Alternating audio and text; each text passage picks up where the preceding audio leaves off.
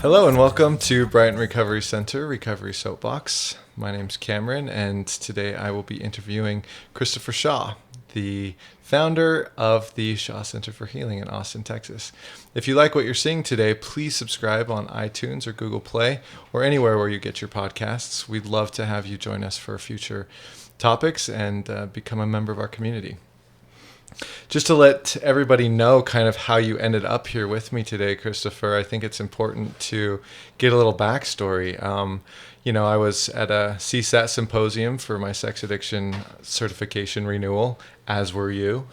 And we were in one of the breakout sessions and just started talking about, chemsex and how rampant that it is in the addiction community in general. And as you shared your story and your experience and kind of the journey that you'd been on, I just thought I have to get this guy out and lend hope to a scenario that has just been such a dark, hopeless trek, not only for therapists, but for parents and the people struggling. Because not only were you there in the thick of it as, struggling with the addiction, but you have since overcome to a point where you're now a therapist who specializes in this issue and owns a treatment center that addresses this issue. And so whether, I'm speaking at the drug and alcohol flight attendant program or whether it's, just helping somebody in my office, just the conversations that we've had have helped me so much. And I know that anybody that sees this podcast today will have that same experience. So I'm really excited to have you here. And I'd like you to just introduce yourself as well, just so people get to know you a little bit, if that's all right, personally and professionally. Thank you, Cameron, so much for having me here on the podcast. It was really an honor to meet you at the CSAT Symposium and to know that there are others out there that are doing this powerful work, helping addicts recover and find the light at the end of the tunnel. My name is Christopher Shaw. I am a grateful recovering addict. I've been clean and sober since March 16th, 2008. I'm the founder of the Shaw Center for Healing in Austin, Texas. Shaw Center for Healing specializes in holistic, expert, outpatient treatment for individuals, couples, and families recovering from sex addiction, drug and alcohol addiction, and trauma. I've had my own experiences with chemsex addiction, and I'm really happy to be here today to talk to you more about it. Awesome. Would you mind starting off before we get any further into the discussion? What is a chemsex addiction? I think, as people are starting to watch this, they're wondering, is this for me? Is this something I should keep watching? Why should I care? And until they have that definition, it's hard to know really if this is something that does apply to somebody's scenario. Absolutely. So what chemsex is a combination of chemicals plus sexual behavior. Just like it sounds, although when you talk about chemsex addiction, people are often like, what's that? Many people engage in chemsex when they drink alcohol and have sex, or they smoke marijuana and have sex. Primarily, when we're talking about chemsex today, we're talking about crystal meth and sex. It's a combination of both that are both the crystal meth and the sex are happening at the same time. One typically doesn't happen without the other. And so what we have found is that individuals who are using crystal meth and having sex will often not be able to have sex without those chemicals. And so they have been fused together in the brain, which makes treating that particular addiction or this particular addiction very difficult. Yeah, and I think that's what, we see as clinicians is that once the drug has become fused with something as primal as sexual desire and expression, that to unhook those is a Herculean feat. Like, how do I ever have a healthy sexual relationship again? Absolutely. And how do I ever exist as a normal person in the world once I have completely depleted all of my dopamine receptors and just become something helpless without them, right? And I think once you've soared to the heights that crystal meth takes you, life seems incredibly gray and boring when you're coming down and trying to make it work without it. That's the experience I get from my patients that I treat. And it makes it really hard to push somebody through all of that discomfort. What I'm curious is, what hope can you lend to that situation? How did you experience yourself as you moved through being completely consumed by this behavior and addiction into a position where you do have a healthy sex life now, and you do have the ability to, function in a world where you experience joy and happiness? I'd love to hear that. I think before we go into the light, I probably should share a little bit about the darkness. Yeah. We won't share too much about it because that would take all day, and it's not really fun. It is really dark in that world and lonely, and it seems like there's no way out, and that that I would never even be able to live through it. I used to think that I would never make it to 40. I'm 44 today, and I still am amazed every day that I'm alive. For many, many years, I was addicted to drugs and alcohol, and in the last, I would say, 4 years of my addiction, my use was chemsex for the most part. It was sex combined with alcohol, crystal meth, cocaine, you name it. I did not know how to be sexual without it. I don't know exactly, I didn't know exactly at the time where that was coming from. If I go back into adolescence, I would say that the first time that I had sex, I was drunk. And from the very beginning, there was a chemical that was involved in it, and it just was something that continued all the way up until I got sober. As a gay male, crystal meth is a drug that is very popular in our community, and it's easy to find, and it's very acceptable. And it didn't used to be. Interestingly enough, people that use crystal meth used to be the scum of the earth, and now it seems like it's really cool, to use it. And I can tell you that it's not cool, and it's not fun, and it's very dark and very dangerous, and it led me almost to death. So in the end, they were combined. I couldn't do one without the other. Sex it wasn't necessarily just sex with others. It could be masturbation, pornography, sex with others, group sex. It could be a combination of all of that. And in the instances where there was groups or community, it was almost a community of people that are using drugs together, and this sense that you all shared this wonderful thing, even though it was probably more traumatic, and it was sharing this kind of trauma bond with other people that were hurting so badly that needed to escape into this place. Yeah, what I've noticed is people who are escaping into that place have this sense that they are connecting, but what they're really doing is they're using people as objects. The intimacy is completely absolved in those scenarios, and they're with one person, but they're already thinking about moving on to the next. Absolutely. Like there's no sense of real community like there appears to be. Absolutely. It's kind of like if you think about someone who's on crystal meth, and you think the typical crystal meth addict who is cleaning the house and never is able to clean anything, and they're cleaning the kitchen, and they're cleaning the bathroom, and they're cleaning this, and nothing ever gets cleaned. Well, it's the same thing when it comes to sex.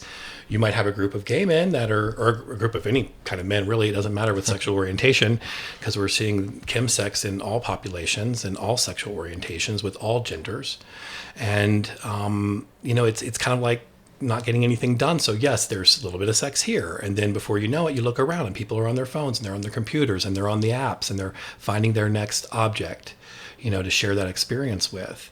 And there's this deep sense that these people that you're hooking up with, or that you're meeting, your dealers, friends, other people that you're using with, are going to be there for you, and that are your true friends. And, when I came into recovery, none of those people wanted to be around me. None of those people were my true friends. Those people just wanted to be with me when I was high like them, or use me for my body, or drugs, or whatever else it may be. So yeah, it's kind of fascinating, how that works. Well, yeah, and I think that as you look at the parts of the brain that are affected by this combination, you see that it's really addressing some primal wounds as well in the gay male population. Sense of belonging, sense of spiritual connectedness, sense of confidence and feeling good about who they are as people in the world and even within the gay community at large. All of those insecurities and lacks and deficits are filled artificially, but filled with this combination, this addiction. I agree. I also think that the reason why crystal meth and sex is so popular amongst gay men is because for so long, our country and our culture has shared with us that sex is bad. And if you're gay, you were told, you're going to hell and you're a sinner and what you're doing is dirty and you should be ashamed of yourself and this is not natural and men shouldn't be with other men. And those things that you're doing, are you're gonna get AIDS and like all these kind of things we're being told from the time that we're very young. We're hearing these things, right? And growing up as a gay man, in the 80s and 90s, that's just what we heard. If you're gay, you're going to die of AIDS. And so any kind of sex for me with men was always very shameful. And I felt very dirty. And I grew up in a very religious household. And I just thought I'm going to hell and all of this is bad. And until I found crystal meth. And when I found crystal meth, all of that went away. And all of my fantasies all of my sexual fantasies came true. I was able to let my guard down and take my shame and move it over and do whatever I wanted to do. Right? And some of those things were very dangerous and very unsafe and very stupid. And yet in my brain, it was a good idea at the time. And I think that a lot of gay men, combine meth and sex because it does take away that barrier of shame, that barrier of pain, that barrier of guilt that's imposed upon us by society and religion. And so we're able to be free, and I think in the 70s there was this whole movement amongst, gay people to be free love, free sex, and let's just do it everywhere and have fun. And then AIDS came along and killed a lot of us. And those of us that made it through that, are still living with all of those negative core beliefs that we are going to die like that what we're doing is wrong.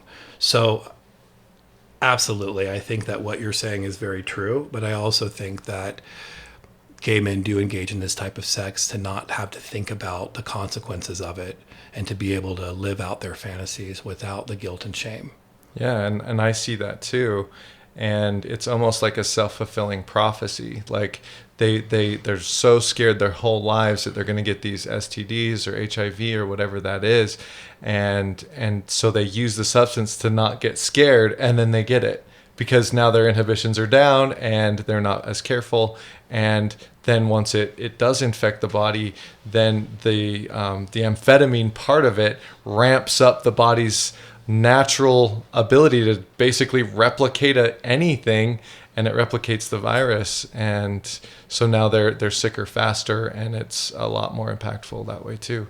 So it's a vicious, like, maladaptive type of coping mechanism, right? Like, right. Yeah, just like most of them. But what I'm curious of is, as we look at, we're kind of singling out the gay male population because that's where your experience has been. But I've seen this in, like you said, all different demographics. So absolutely. What I want people to know is, even though that's what we're discussing right now, that same shame, that same, need to fit in or to accept who we are as people in the world exists regardless of this aspect of somebody's personality. Absolutely. So if you have a child or a loved one who is struggling with this, don't automatically think they're gay. And sometimes they will, even if they do identify as heterosexual, will act in homosexual ways to get the drug or to, to live out fantasies that might otherwise not happen if exactly. Yeah, they were feeling inhibited. Yeah. Yeah. So can you talk about like why, or your experience, maybe you don't know why, but that whole experience of what it's like to have a chemical fused with sexual desire? Like, for people who will be watching this, some of them have never used a drug in their life. They don't even understand what we're talking about or why this would be such a big deal. But I think it would be really helpful to see it through your eyes. Well, I want to be careful not to glorify it and make it seem like it's fantastic.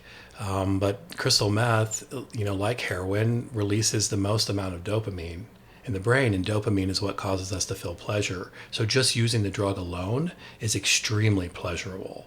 And then you add sex to it. Sex is very high up there on the list as well with the dopamine release. You fuse that crystal meth with sex, and it's this huge flood and surge of dopamine. It's this ultimate amount of pleasure. And what crystal meth does is it fuels the sex. So, there are people that are having sex for days and days on end. I mean, sometimes it would go for 1 day, 2 day, 3 day, 4 day without sleeping, without eating, having sex with one person after the other, or watching porn for days at a time. I always joke, like, there were days where I didn't even blink. My eyes were all like bloodshot red from just being fixated, because what using meth is like being stuck in a loop. And it's this repetitive loop that just is being replayed over and over and over and over again. And it's really hard to get out of that loop. And when you feel yourself moving out of that loop, then it's time to do more. And crystal meth has a very long half-life, which means it's in the body and active for a very long time. So it's kind of like putting like premium gasoline in your body and then having sex.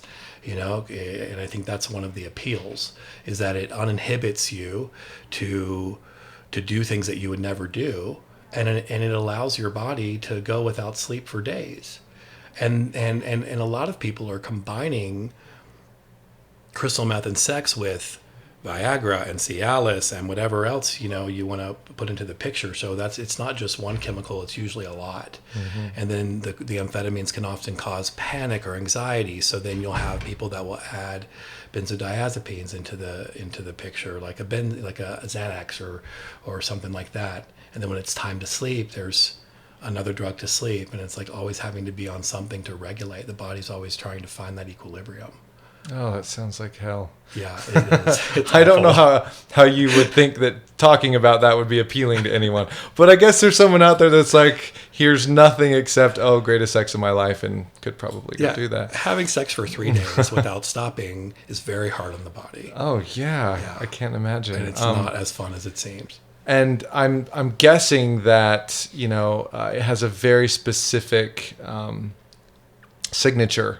Like when you see somebody who is using this substance, you could know based on behaviors that you're seeing. Maybe you're not watching them stay up for days, but if you are an employer or you're somebody who cares about someone that's addicted like this, what would you see? If you're not right there with their computer or their orgy, like what else is there that somebody could pick up on and be like, I wonder if this is the problem? So what are the signs? Mm-hmm. I think if you're an employer and you have an employee who misses work a lot, then there's probably something going on. I wouldn't assume that it's always drug use. I mean, people miss work for a lot of different reasons. But that would be one of the signs. Calling in sick a lot for multiple days in a row.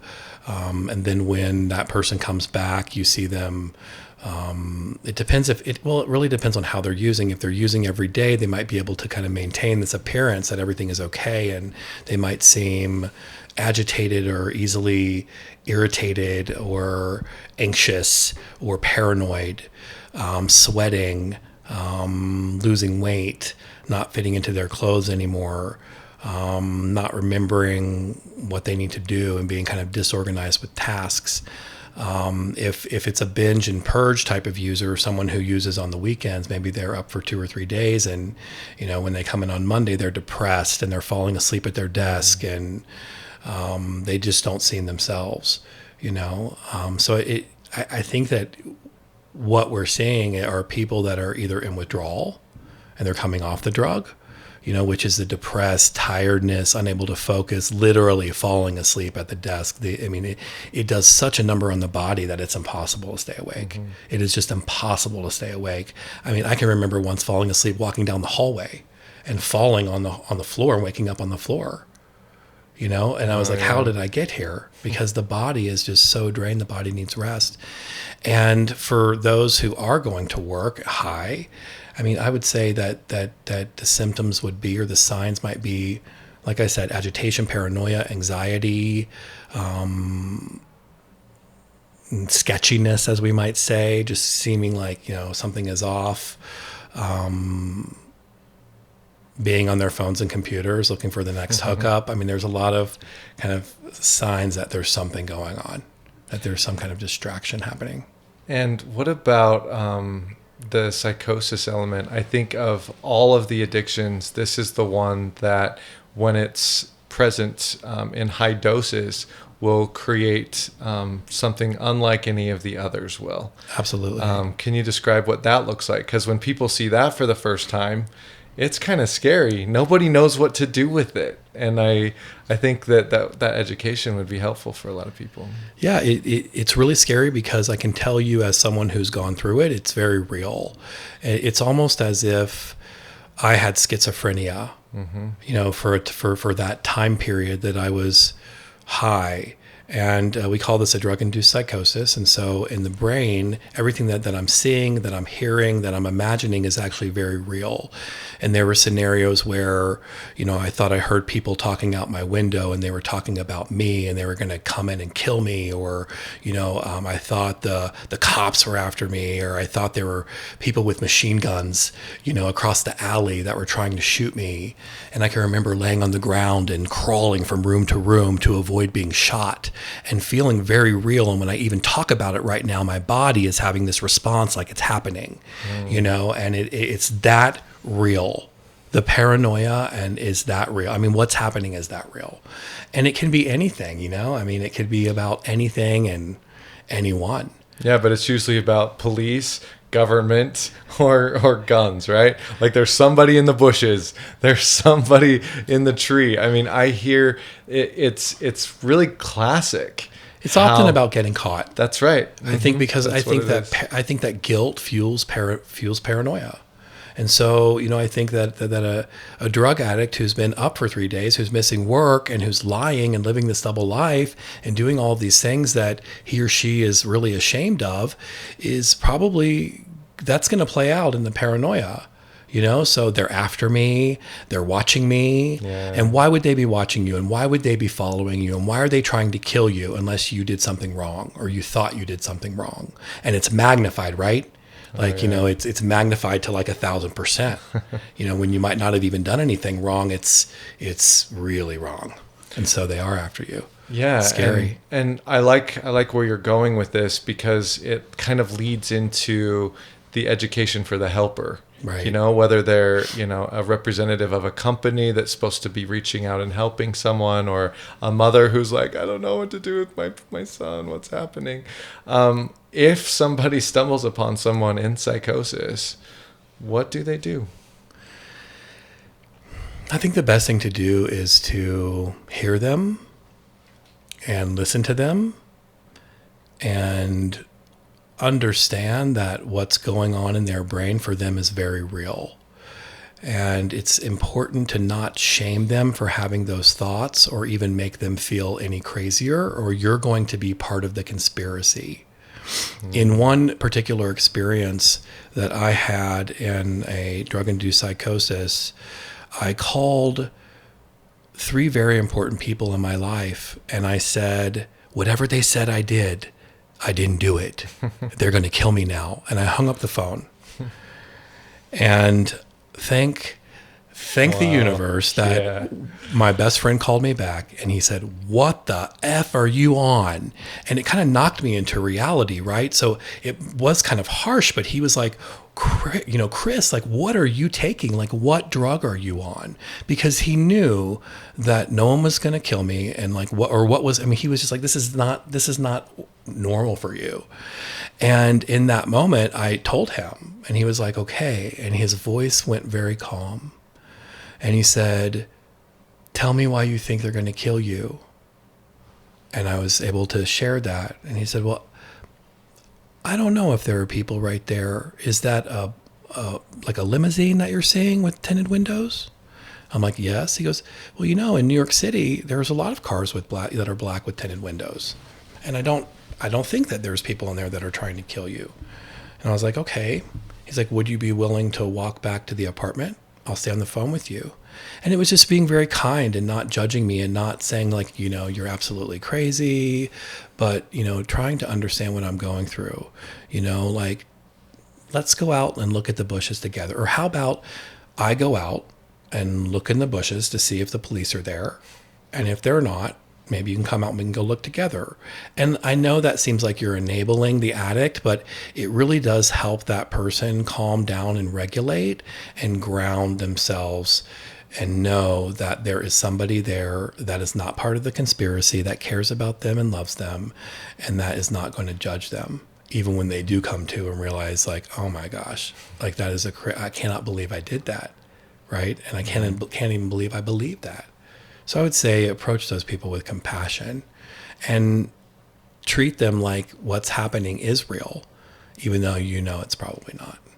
Well, and I think there's a fine line too between like healthy support, like what you're describing, and enabling something that may be dangerous, right? I mean, we've heard of folks being murdered in a drug-induced psychosis before, or suicides happening, and so being able to assess like, is that even kind of possible right now? Are there ways of being hurt, or where's their mind? Do they want to hurt somebody? Are they in a defensive mode? Do they have something like a weapon?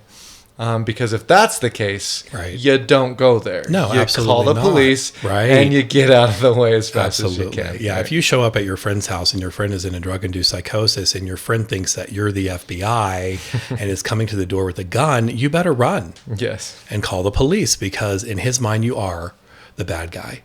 And you're right. That has happened. I do know of a gay male who was having chemsex with his partner, and he killed his partner.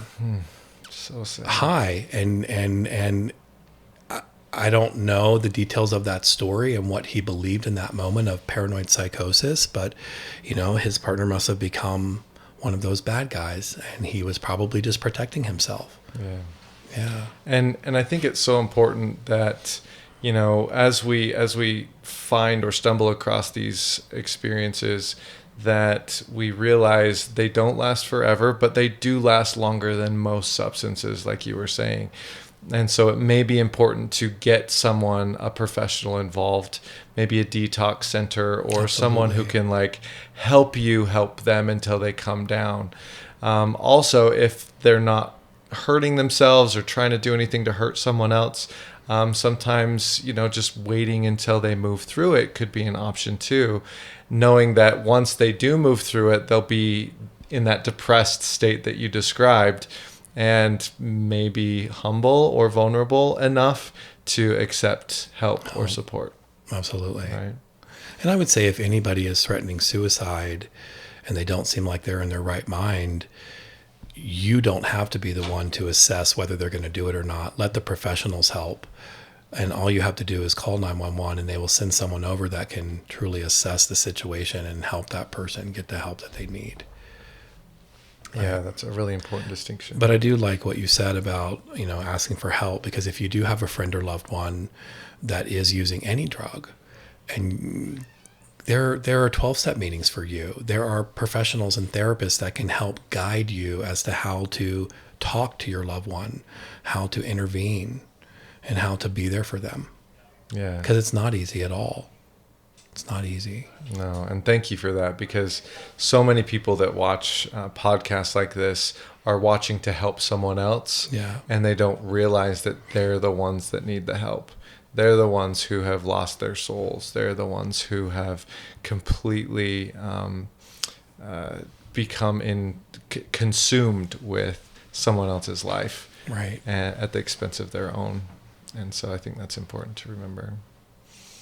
So as we look at this process, can you walk me through that transition? So, you've been supported gently.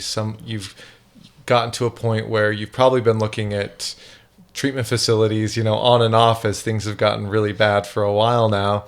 But how do you move into the time when you are ready and when change is possible? I think it happens differently for everyone. For me, I knew I had some kind of a problem, and I can remember 3 months before I actually got help, surfing the web, after being awake for 3 days, looking at treatment centers. What are they like? What do they do? And I think the paranoia was what was driving it. If I get caught, where will I go? Okay. And where can I Not tell? that you wanted help, you just wanted to know. I need to be able to tell them, that I want to go to a place in Florida by the beach where there are manicures and pedicures and massages, where there is absolutely no talk of God or religion, where there is cognitive behavioral therapy only. I mean, I learned a lot by doing research. I bet you did. So when I was ready, I was ready. And I think that what I was really trying to do in the end was kill myself. I just didn't have the guts to do it. And I knew at that point that I was going downward quickly because in the end of my addiction, I was shooting up. I was using the drug intravenously. And I can remember being awake for 5 days and going to sleep finally. And I think it was probably 2 days later. And I woke up in this basement in New York in this apartment that I was living in. And I looked around the room and I had nailed sheets up to the windows, and I had taken apart the VCR thinking that there were cameras in it, and everything. I mean, the whole room was just, it just looked insane. And there was a mirror in front of me, and I saw myself. And at that moment, I heard a voice that was very loud, and the voice said, "Get help now. This is not what you're meant to do with your life." And somehow I managed to get in the shower and get in a cab and say, "Please take me to my doctor's office." And I went to my doctor's office. I didn't have an appointment. And I said, "I need to talk to my doctor right now." And, they were like, "Okay, what's going on, sir?" And I'm like, "I need to talk to the doctor right now." And so they called the social worker.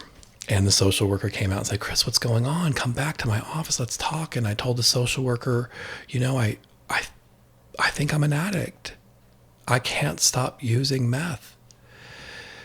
And he called my doctor in and we talked, and my doctor was like, "We can get you help for this." And I said, "I'm actually feeling a lot better. I think I'm just going to go home and sleep." Right. And I felt better because it was for the first time in my life I had admitted that I had a problem, and I felt like I had been set free.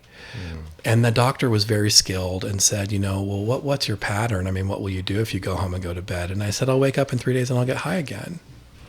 And he goes, "Is there someone that you can call? Maybe that can come down and hang out with you right now? Maybe bring you some clothes? Because we can get you into a center like 20 blocks away."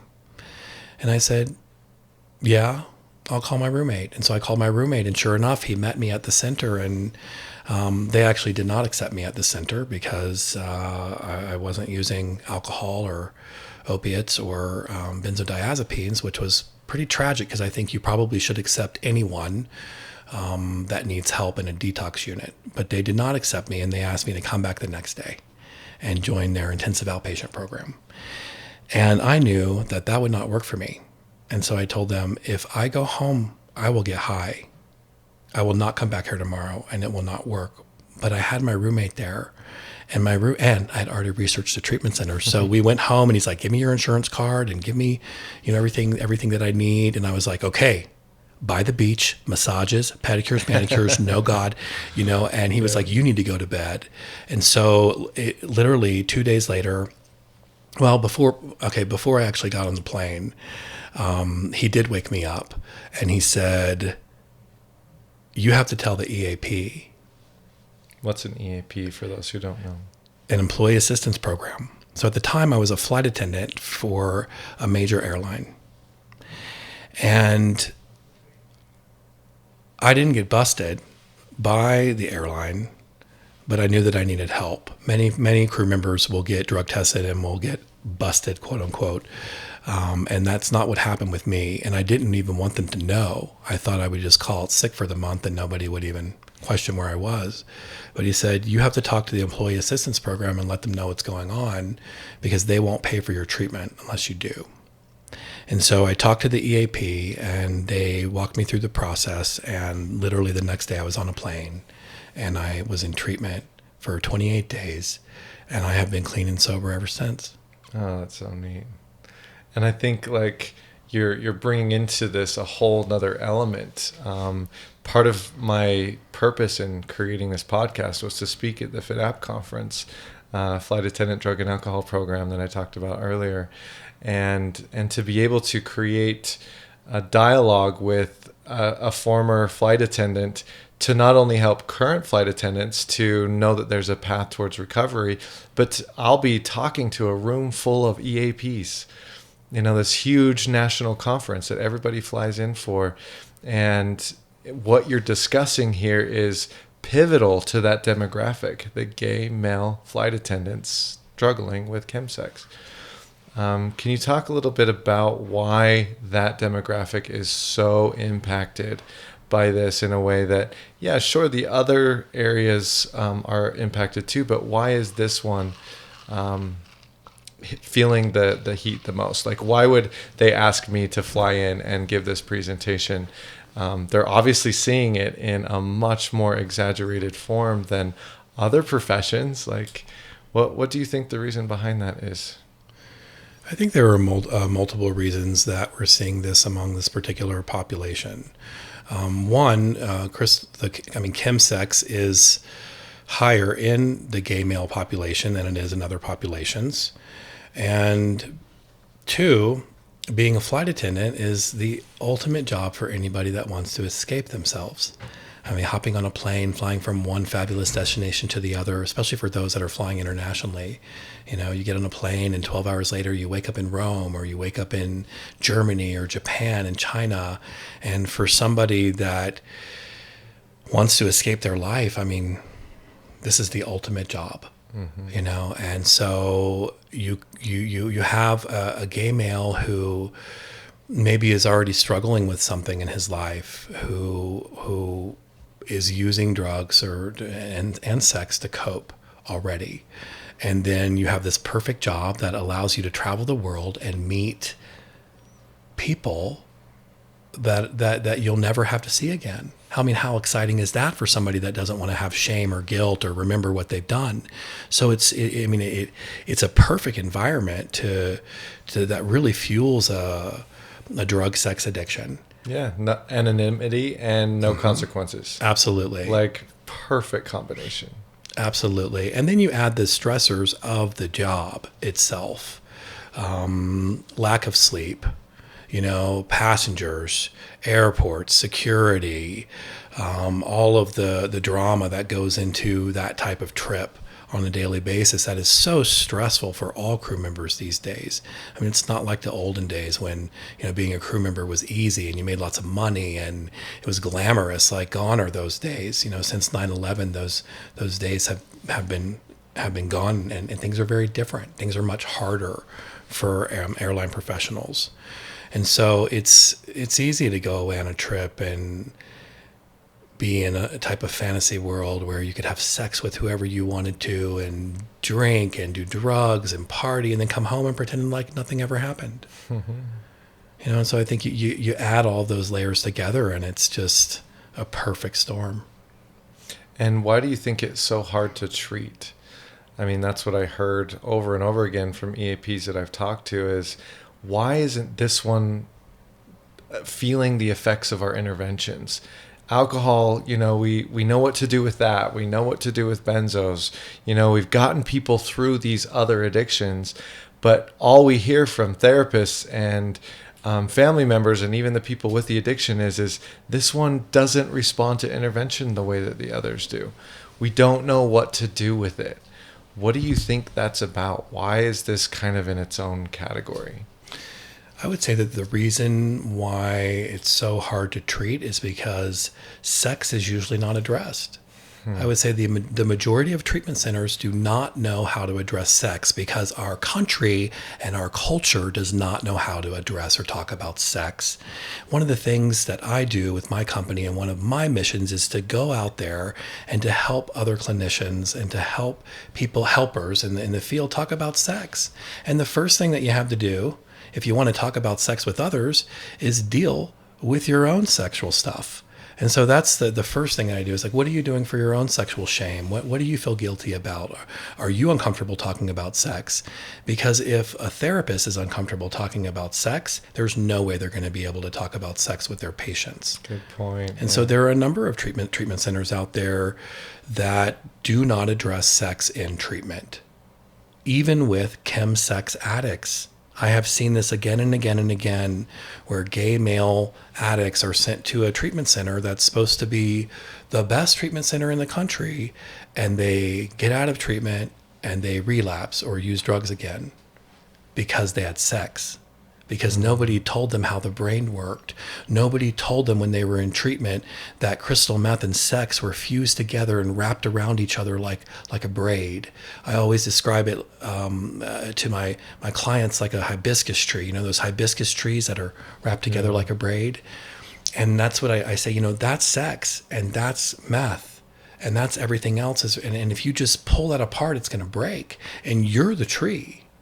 And if we rip all that apart, we're going to break you, and we don't want to break you. You know, we have to slowly take those pieces apart, and look at them and examine them, because we can live without meth, but we can't live without sex, and we can't live without love, but we can live without sex for a little while. And that often is the goal, you know, of early recovery, is to give the brain a break and not watch porn and not masturbate and not have sex with others. Because if you do, then ding, ding, ding, that other part of the brain is going to go, dude, where's the meth? Right. And then you hook up with somebody and they have the meth. And the brain is not able to say no to that because it moves out of the frontal cortex into the survival part of the brain. And there's no choice at that point. What's that like, though? I mean, I've talked to so many people as a sex addiction therapist about that abstinence period and how important it is to reset the brain. How long is typical when you're recommending this for people in early recovery? Well, you know, I don't think there's a cookie cutter approach. We do know that it takes the brain about 90 days to form new neural pathways, you know, new tunnels. And we have built, most of us that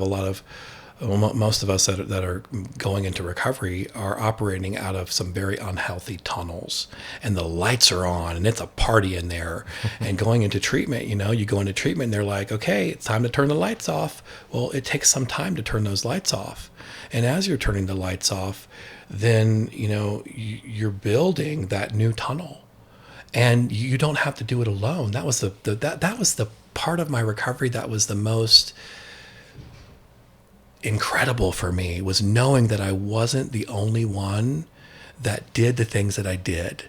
You know, there were other people that engaged in certain behaviors, and there were other people that were in recovery for the same thing. And together with all of our shovels and all of those workers that have trained their whole lives to help people like us, we all were digging the tunnels together. And it takes time to build a new tunnel.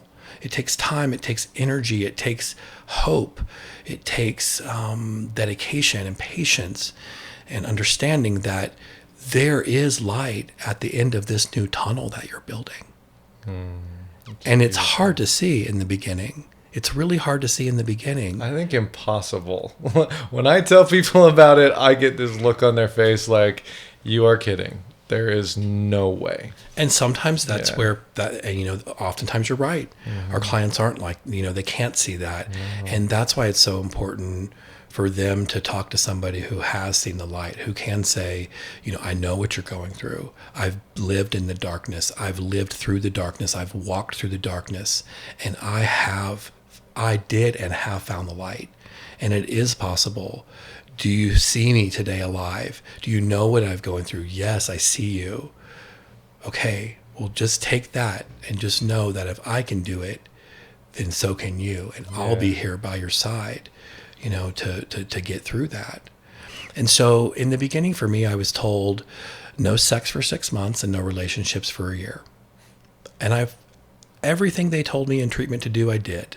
I knew that my decisions that I made in active addiction were not very good. And as the basic text of one 12-step program says, everything I know about the truth is subject to revision. And my truth was really messed up. And so I was at a place that I never wanted to go back to that way of life again. And I was willing to listen to whoever, whoever had more experience, whether that was a therapist or another addict in recovery. I was like, I will do whatever you say. And I did.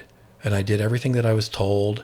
And there were some things I didn't like to do, but I did them anyway because I didn't want to go back and live in the darkness. And so I didn't have sex for 6 months. And I actually didn't even start dating for 2 years and 3 months. Oh, that's a long time. But I was also busy with my life. Once I got sober, I found my purpose. And I knew that I wanted to help others. And I knew I wanted to go back to school and get my master's in social work. And at 5 months clean, I was accepted to a social work program and began that program. And, with recovery being my top priority, anything was possible. Oh, you bring up such a good point. As I listen to you talk, I hear the formula. Everybody always asks, like, what's the difference between somebody that can stay sober and somebody that can't? And I always say the same thing. I say, unless you have purpose when you get out of here, you will not stay sober. There has to be something pulling you. It can't always be pushing you. There can't always be this negative consequence that you're scared of all the time. There has to be this positive recovery effort that says, I want that more than I want anything else. And what you also bring up is something else that I try to instill within people that I'm facilitating with, is that when somebody truly enters into a recovery program and they find their passion, they are some of the most successful people I have ever met. Because all that energy that was going into the addiction is now going into passionate living. And there's no stopping it. And it's just so inspiring to see as people start to come out of that darkness and start to find their way and wake up. They're the happiest, most successful people that you'll ever see. And that's neat. It creates this whole new narrative around all of those horrific years of use that seem wasted or seem like, they've destroyed me forever and I'm used or damaged goods. And it turns it on its head and it says, no, look at what it's given to you. Something that most people live their whole lives and never find. Right. And I think that's what you're describing happened to you. Absolutely. Yeah. The gifts of recovery are endless, and I'm still being gifted today. Every day that I stay clean and do what's necessary to do so, I learn something new about myself, and I'm able to help others and live a life that I never thought I'd ever be able to live. And that's so powerful. Cool. Well, I think it was really neat that you flew in a little early before meeting with me today and got to be a part of our Sunday community group, dealing with family members all sitting around. I think there were 30 of us there yesterday. And you said something really powerful to those loved ones who were sitting in that room just begging for relief. Do you remember what that was? Would you mind sharing that here too? About my mom? Yeah. How can I share this? Or share anything else that inspires and elicits hope in the people who are here trying to save the people that they love the most. Yeah, there are a number of people in my life that I love who suffer from mental health issues and addictions. And when I got sober, I wanted to help all of them. And I thought, because I had seen the light, that I could tell everybody how to find their own light. And I was wrong. I don't think that we can tell people that they need to get sober. I think that these people need to want to get sober, and they need to want what I have. It's like, in the 12-step philosophy, there's a phrase that says we have to attract rather than promote.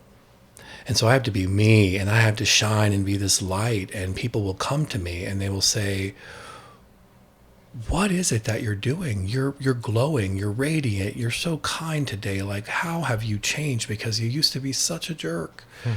And I'm like, well, I'm sober. You are sober? How are you sober?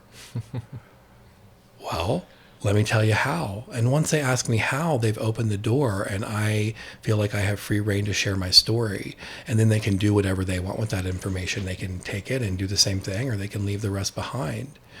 But oftentimes too, I think I know what, and this, I'm so glad that I learned this early on before I started treating clients with addictions. But, I think that sometimes we know what other people's journeys are supposed to be. And we think that everybody that comes to earth is supposed to become enlightened and is supposed to become sober. And I don't know if that's everyone's journey. And I had a family member who spoke with her shamanic healer about one of our parents. And her shamanic healer said, you need to leave her alone. She didn't come here in this life so that she could get better. She came here so that you could become enlightened and so that you could get better. And it's time for you to start honoring her journey and live yours. And that was really powerful for me because it's taught me that I have to accept everyone for where they are in their journey. And their journey might not be like mine. They might be here to die a horrible death from whatever. And I can't do anything about it. I don't know what their bigger picture is, what their journey is. But if they come to me for help, you bet your butt that I'm going to help them. I'm going to help them move through that darkness. And whether there's a light at the end of the tunnel for them or not, that's something I can't control. And thank you. That just as beautiful as when you shared it yesterday. You're welcome. You also highlight something really important that we deal with in that group every week, and that is the fear, the deep-rooted fear that I'm going to lose my loved one to death.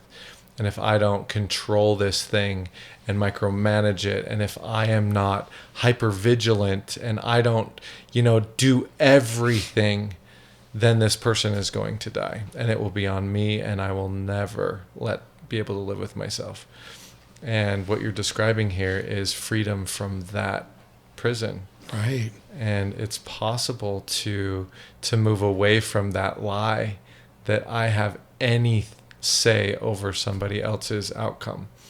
We don't. And no matter how much we throw at something, they get to decide what happens to it once we've given it.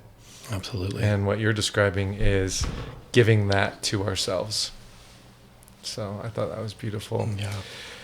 I think we've done some amazing work here today, but before we wrap up, I would like to know, is there anything that you would like to say to the addict who's struggling? Like, where do you see the most benefit when you were struggling? If someone would have said, a particular thing to you, would it have made a difference? Is there anything that we haven't already said that you think needs to be spoken? I think that more addicts in recovery need to step out into the light and share their stories with the world, and they need to know that the spiritual principle of anonymity doesn't mean that you can't go out into the world and say, I'm clean and sober and I'm alive today because I'm not using drugs anymore. The spiritual principle of anonymity in the 12-step rooms just means that, you're just like everyone else, and all of us in those rooms are the same, and we're all fighting for our lives. And we've all been through similar experiences, even though they might seem different. And I'm not a spokesperson for any of those programs, and I would never want to be, and that's what the spiritual foundation of anonymity is. But I can go out there and I can tell my story, and I can share, what I've done to become the man that I am today. I can also share to the gay male flight attendants that are out there that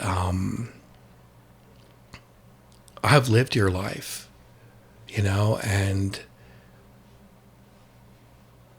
the one thing that I could never escape was me.